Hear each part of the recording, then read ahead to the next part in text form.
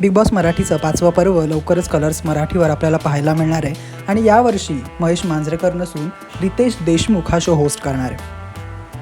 त्याचबरोबर दरवर्षीप्रमाणे काही कंटेस्टंट्सची नावं समोर येत आहेत आणि हे कंटेस्टंट्स यावर्षीच्या या सीझनमध्ये दिसण्याची शक्यता आहे.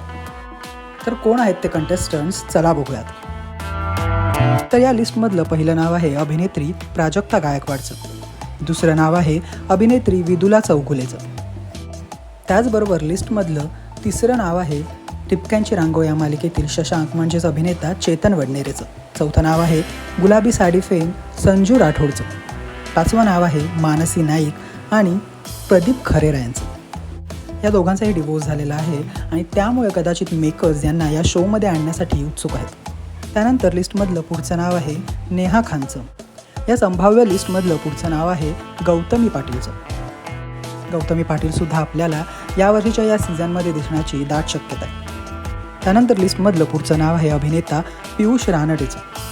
या लिस्टमधलं पुढचं नाव आहे ज्यांचं नुकतंच लग्न झालं आहे, योगिता चव्हाण आणि सौरभ चौगुले.